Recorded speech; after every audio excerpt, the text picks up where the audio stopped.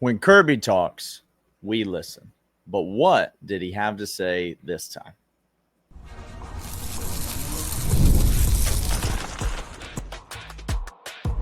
You are Locked On Bulldogs, your daily podcast on the Georgia Bulldogs. Part of the Locked On Podcast Network, your team every day. Welcome back. This is Locked On Bulldogs, part of the Locked On Podcast Network, your team every single day. He is Daniel. I am Clint. Together we are Locked On Bulldogs, coming at you every single day, including a bye week. If the Dogs aren't taking a bye week, we don't take a bye week. It's a work week for us. It's a work week for them. That's exactly right. FanDuel is bringing today's episode. We appreciate FanDuel. They're fantastic. More on them and on FanDuel.com. Get over there right now. Today, we are talking about Kirby Smart's presser, and this just in. He had a lot to tell us. You have to know how to translate the Kirbanese. And if you don't, guess what? You have two experts in Kirbanese to give you what he was talking about. We're going to talk about three things that he had to say that were very, very important for us as we look forward to this season. Daniel, it's, again, bye week, and everybody's saying, how do you prepare? There's questions about next opponent or coming down the track, other opponents. That was very telling, a question that he was asked, so we're going to get to. But where do you want to start in his presser for this bye week before we get to Alabama next week? Well, we didn't get a lot of health updates necessarily from Kirby Smart, but we did get a lot of confirmations that health is a concern in a lot of specific areas, particularly along the offensive line. Questions were, you try to ask Kirby a question, tell us about how Juan Gaston's been playing. Tell us about how Dontrell Glover's been playing. His answer, well, they're hurt, so we got to get them healthy. We need those guys to get healthy. You got Glover, you've got Gaston, you've got Jackson, you've got Ernest Green, a confirmation of an Ernest Green injury, which let's start here, Clint. Yep. This is where we need to start. I'm going to make a statement. All right. Okay. I'd like you to respond. Or I could do that. It won't be very good podcasting. By the way, thanks for subscribing to the audio podcast feed. If you have done that recently, a little uptick in those downloads, we appreciate that. If you're here on YouTube, go subscribe to that audio podcast feed. Make sure they're downloading to your phone. That helps your boys out. That's all you have to do for us, and we would appreciate it greatly. I'm going to make a statement. I think the most important thing that can be true right now for the University of Georgia football team, listen carefully to what I'm saying. The most important thing that would give me optimism, if you guaranteed me that this was true right now, is this. Ernest Green is significantly hurt. Now, on the surface, that's going to sound like I'm saying something exactly the opposite of what I'm saying. Like I want him to be hurt, as if I don't want him to be out there playing. That's, in fact, the opposite of what I'm saying, Clint. It would give me so much relief if it were true that Ernest Green is not just banged up, but dealing with a significant injury. Kirby mentioned, he did try to give it a go in the Tennessee game. He mentioned the stamina and stringing plays together. Made me kind of question, well, then after he was out for a long time, why didn't he come back in if that was the case? Here's the thing, Clint. Ernest Green's out there getting whipped on virtually every play that we've seen him run this season. He's getting abused. He's not the only offensive lineman that's getting whipped, but he is a offensive lineman that's getting whipped. Monroe Freeling did give up the strip sack fumble that led to the field goal made in an 8-point game. I thought the greatest defensive drive of our season right there after that fumble, by the way. Correct. But in general, Monroe Freeling's been grading out pretty well. I think he's been playing decently well at left tackle. That was an egregious play, had catastrophic results. But he played pretty well on Saturday. Ernest Green, on the other hand, has been atrocious. Now, there's two reasons that he could have been playing atrociously. Reason number one is because he just ain't it. Flat out ain't it. Reason number two is because he's dealing with a significant injury. That's what I need to be the case, because I'm just here to tell you, Clint, there ain't another tackle walking through that door. If Georgia's going to be good, I think it's going to be these two guys at tackle this year. Anything else, and I think Georgia's got what I'm going to call significant offensive line concerns. Okay. Now, here's my interaction with that. I'm going to say this is a case where two things can be true at the same time. If Ernest Green and Monroe Freeling are not the predominant tackles for this team over this year, you're correct. We need them to be good so that our other linemen who are grading out fairly well right now. By the way, Drew Bobo is a machine. Like he fine. Micah Morris, he fine. Micah Forrest, he fine. Juan Gaston, when healthy, he fine. Very limited snaps, but he fine. Yeah. So here's what I can say. Over the long term of the entire season, I'm going to need those two back. In the meantime, I think we can get away with our deficiencies and masquerading with moving a guy to right tackle like Juan Gaston. I think he can slot out fine. He came in as a tackle. Now he's more naturally fit to be a guard, but he has kicked out to that, albeit at the high school ranks. I think his frame and his body size might prove some difficulties bending against the edge with some people. I think that is a concern of me. But here's the deal. In the short term, it can't be worse than it is right now. A significant injury to Ernest Green is significant enough where slotting somebody out there who's healthy, not a few people, but just a handful of people, not everybody, because we saw a lot of people get through. It's not what we need. That's not what we can have. But I think having somebody out there in the meantime is going to be just fine enough until 2 weeks from now. I think this bye week, as well as getting past Alabama, I think we see Ernest Green back to the top. We need him to be healthy. Give me Juan Gaston out there, Micah Morris rotation. I think Glover slots into the guard position in that case. I think a significant injury doesn't have to take a significant amount of time to heal, but significant enough in terms of hampering his mobility. A slight limit to your mobility at tackle, you're cooked, right? It doesn't take much. If you lose 10% of your mobility, you're cooked in the SEC at tackle. Clint, the next 4 games are Alabama, Kentucky, Auburn, and Ole Miss. There is no short-term answer here. The short term is the season.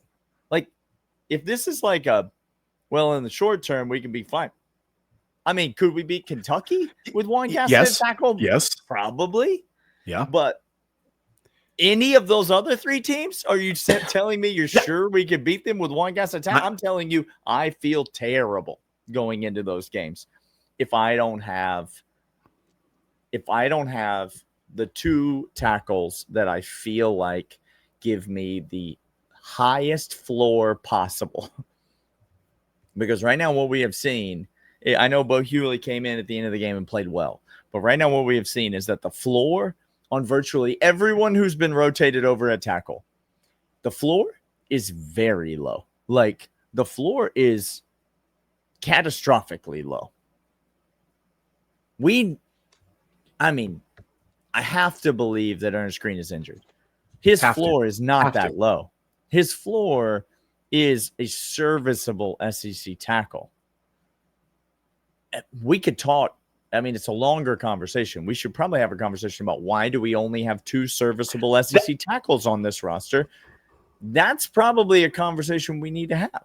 Hey, this just in. Let me foreshadow, because the depth at offensive line is horrible. Let me foreshadow what Kirby's going to do next year. Okay, so just so you all know, there is a cat in Colorado. There is a cat at UCLA. Some freshman guys, some 5 stars that will be poached in the near future. Kirby Smart will do next year to the offensive line what he did this year to the wide receiver room. You're about to see a transfer portal influx of offensive line from Kirby Smart, and it will be 1 year too late. Kirby, stop it. Thank you, Daniel. Stop it. Right. We got more to talk about Kirby's presser right after these. But these are, in fact, Mazda Crafts cards for those who do more than simply move. Mazda deliver confidence with every ride. Has more IIHS top safety pick awards than anyone else as of August 2025. You can feel the Japanese craftsmanship in every detail, from the metallic accents to available Napa leather upholstery. Like our players, we sweat every detail, because when you make every move count, impossible becomes irrelevant. Mazda, move and be moved. But that's not all, Daniel. We also want to let you guys know about DoorDash. Yes, DoorDash is fantastic, and they got streaks going on, and you need to have the same streaks all year long during football season that they have. It's almost a weekend time to look back and crown this MVP. Who delivered? Powered by DoorDash, saving more on every time you order. These players delivered when it mattered most. Let's break it down. I know Gunnar Stockton. We've talked about him effusively. Can we just talk about London Humphreys? That catch, Daniel, I don't care what you dropped before. I don't care what you did. Put that on a poster, put it in your kid's room or your room. I don't care. There's no judgment here. No hesitation, no delay. Week after week, you can tell that London has been a dude that Kirby trusts, and so does Gunnar. Just like London Humphreys for Georgia, DoorDash delivers your Saturdays with DoorDash streaks. Every Saturday, your order stacks up all season. You can win $250, including $100 in DoorDash credits. Order this Saturday. Keep the streak alive. Fuel your game day with DoorDash. Terms apply. Promo ends through 11/18.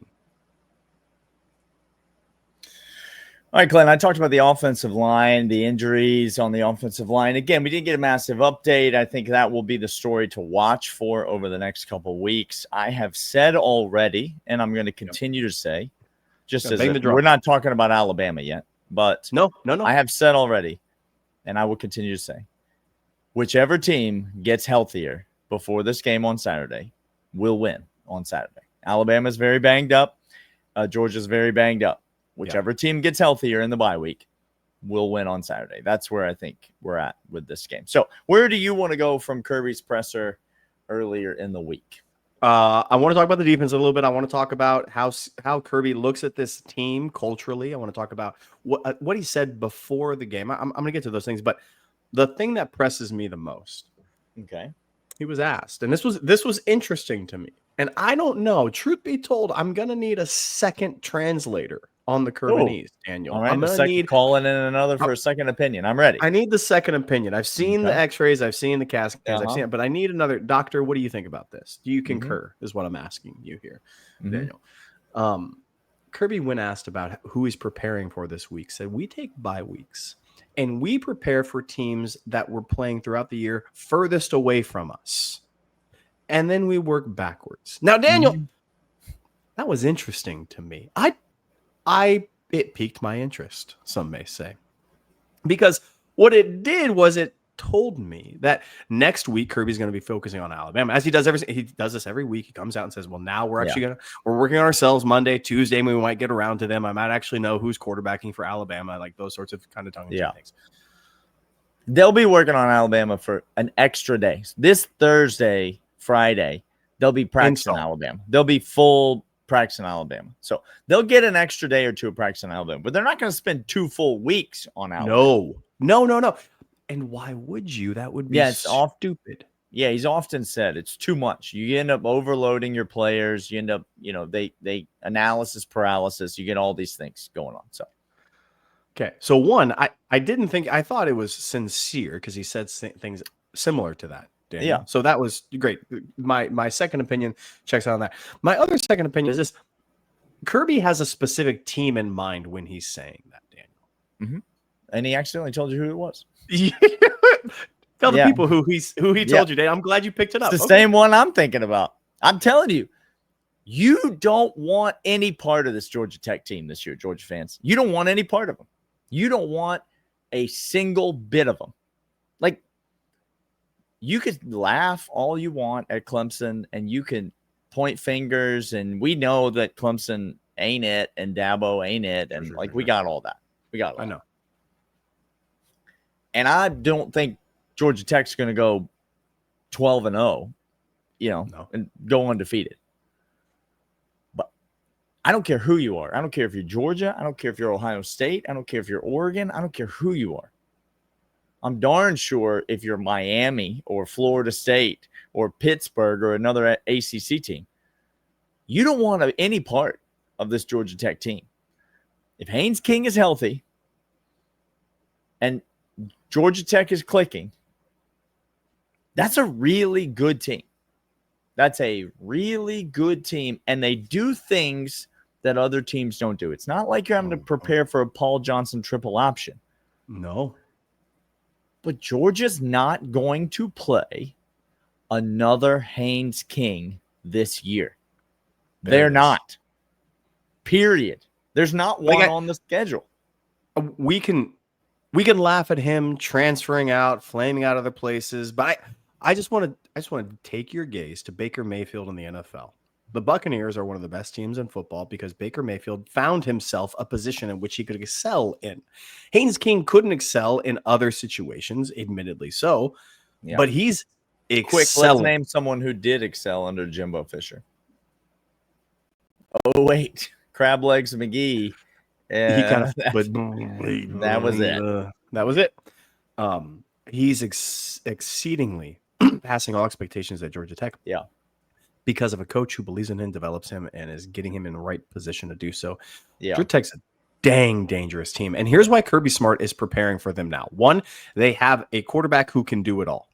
Of all the quarterbacks we will face this year, Daniel, Haynes King is on the top of the list of most dangerous to me. That could take over a game and win it. Whoa. What about Arch Manning?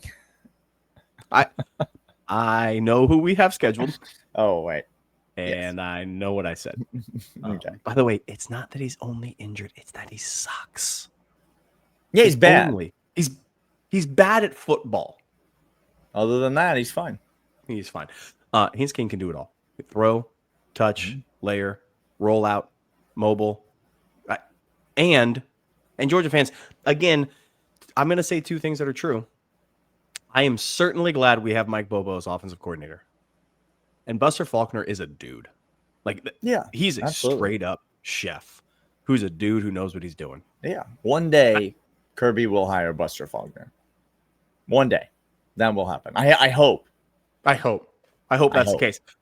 Today, though, as of today, Bobo is better. I don't care what you say. As of today. Yeah, but they know so much about football, Clint, so you should probably listen to them. Yeah, it is interesting. It's wild. But it makes sense. It absolutely makes sense. All right, we got more. We're going to do kind of a rapid fire back and forth thoughts from Kirby's presser, but first these. And these are Monarch Money. People can't name all their financial accounts or even what they're worth, whether it's 401ks, properties, investments. And when you don't have full picture, you can end up losing money, leaving it on the table. That's where Monarch Money comes in. It's built for people with busy lives. If you put off organizing your finances, Monarch Money is for you. It does all the heavy lifting. Have control of your money without ever touching a spreadsheet. You can identify what you're saving as much as you thought. Monarch helps you identify and notice an insufficient investment allocation. Discover forgotten 401ks from past jobs. Don't let financial opportunities slip through the cracks. Use promo code LOCKEDONCollege at monarchmoney.com in your browser for half off your first year. That's 50% off your first year at monarchmoney.com. Use code LOCKEDONCollege. All right, Clint, little lightning round, little rapid fire. You rattled off several things that you wanted to talk about from Kirby's presser. Let me start here, though, and then let you jump into yours. There were a couple of names that piqued my interest. Now, I got asked about, but the way Kirby answered about them, it piqued my interest. One, not a surprising name, Chris Cole. I think we're going to be continuing to see a lot of Chris Cole this year. He's obviously playing multiple positions. And this just in, he's excelling at all of them. He's excelling at all of it. We predicted that Chris Cole was going to be the starting star on this team by midseason. Hello, Jonel Aguero said, I'll be here anytime you're Chris, glad to have you on the field the same time that I am. Yeah, that's correct. So happy to have that. That's a rich man's problem right there. Now so we're moving him around, right? He's playing inside. He's playing outside. He's coming in off the edge. He rushed the passer with great success against Tennessee. I think we're going to continue to see that. The other name was Noah Thomas, Clint. Ooh, it appears that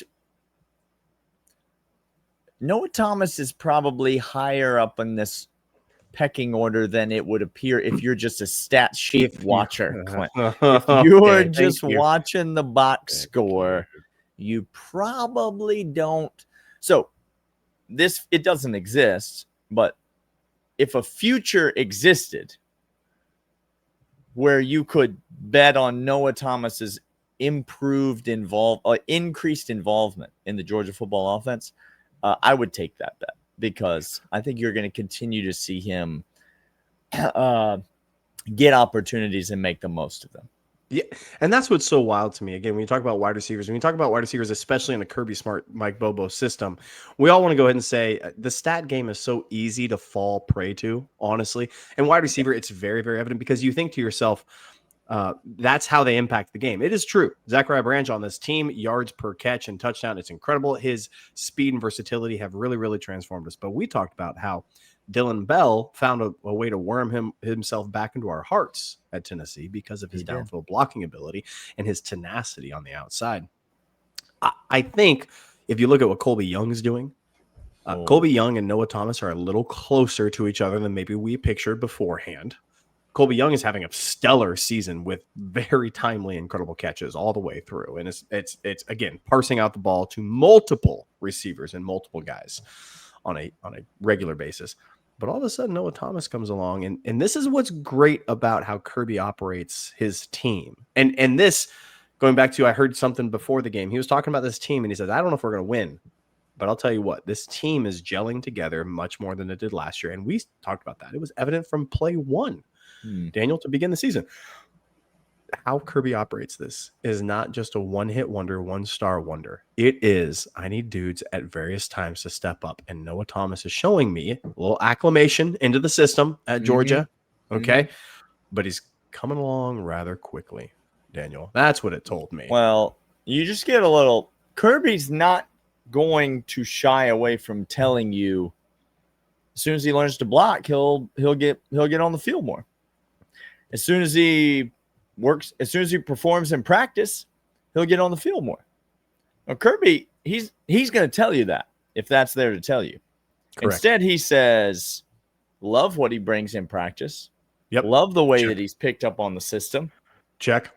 Sometimes just his opportunities, we didn't get it blocked up well, or something fell through on that play or whatever, but his time is coming. Noah Thomas's time is coming. All I'm trying to say is, if you had drafted him in a touchdown draft, you'd be feeling pretty good. That's like having a future on Noah Thomas's increased involvement. That's what I'm trying. That's true. That's true. That's what it's like. Daniel, Kirby went on to talk about this defense. Now, this was interesting to me. He had much. You're always interested in a defensive conversation. This is where I'm paying special attention to. Talk about the defense and minced no words about this at all, Daniel. And this is where a little Kirbanese and a little just straightforwardness is. First thing, defense did not play up to standard, period. Hands down, unequivocally. Now, it was interesting to me how Kirby talked about both Tennessee's execution game plan and the tempo and the responsibility of the players. When talked about the tempo, Kirby said, well, it wasn't a surprise. We practiced it all week long. I thought the players are up for it. Turns out I was wrong, is what he essentially said. Didn't shock us, didn't surprise us. Turns out my assessment was wrong. We were not up for it. We got gassed and we got hurt on that. And I was waiting for him to talk about some other things, much like you did with Noah Thomas. Hey, if he blocks better, he's going to go on the field. Yada, yada. I was waiting for him to start naming other names of other dudes than who was out there. That's what I was waiting for him to do. This guy needs to step up. He didn't do that at all, Daniel. He didn't even put the blame on anything other than Tennessee executed at a high level and beat us. Straight up, this was a game where I'm not doubting our guys. I'm just saying, I'm giving credit where credit's due. Josh Heupel changed his system, Daniel. Like, it was evident to me. This was not a typical Josh Heupel system, okay? This was something totally different. It was tailored to Joey Aguilar. It was tailored to a new season and something that they saw deficiencies from last year. I went back and I listened to some Tennessee guys. After that loss in the playoffs, they said our offense must evolve. I went back and listened to a whole bunch of film people this week. They said Tennessee's offense is NFL offense. And all of a sudden, Kirby said, one, they changed. Two, our guys I thought were prepared weren't. That's on me. Three, he didn't say anything about needing a giant overhaul on defense. As a matter of fact, his view of them was looking great. He did not question who these guys are. He questioned, we must go out and execute, and we must be prepared next time. It was a little bit of both and. It was a little bit of column A, a little bit of column B, Daniel. And I was okay to hear it. Yeah, I do think Tennessee's probably the best offense we're going to play all season. Yep. But they might not be. Alabama's offense might be better than Tennessee's. Right? Ole Miss's offense, by the time we play them, might turn out to be better than Tennessee's. Okay. It might be. Florida's offense might not be led by DJ Lagway at that time. Let me say something that is factually evident. I want to help you. Okay. If Billy Napier didn't play DJ Lagway, they would have won the game. Florida would have beat LSU at night in Baton Rouge. They would have, if they had started a tailback, that Bow kid, if they had started him at quarterback, stooped their way to a quarterback. Yep. They would have won the game. That's where we are. What are we doing here, people? How are we defending this? This is ludicrous. I'm sorry. I can't. Well, he did win the one Sun Belt title. What have you ever done? So how dare you question his methods? Kirby, yeah, I do think the Tennessee offense is good, and I do think it has evolved. It is a question to me. I don't think Georgia wants to be in shootouts all year. I'll just say that. Like, that's a pretty obvious statement. But I trust Gunnar Stockton. I trust Mike Bobo. I trust these Georgia receivers. I trust these Georgia running backs. Yep. I like the Georgia offense. Yep. I'm just telling you, this team's not built to be in shootouts every single week, to have a 38 or 41 to 44 overtime win every single week. If Alabama comes out and puts 40 on the board in Sanford Stadium, I think there's going to have to be some bigger conversations about the Georgia defense. I just don't know that it was, in some respects, yes, you could excuse some of the plays as like one-offs and sort of weird and whatever. It happened too many times to call it a fluke. Yeah. It happened too many times to too many different guys to blame any one thing in particular. And again,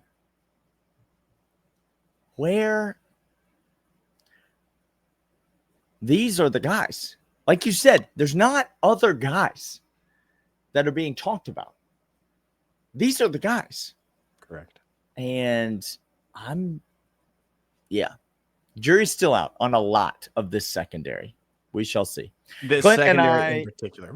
Clint and I will have more as we move through the week. Maybe a few bonus episodes in there. Make sure you're checking the podcast feed, the YouTube feed. You'll be seeing and hearing from us quite a bit. And until next time, we will talk to you guys later. See ya.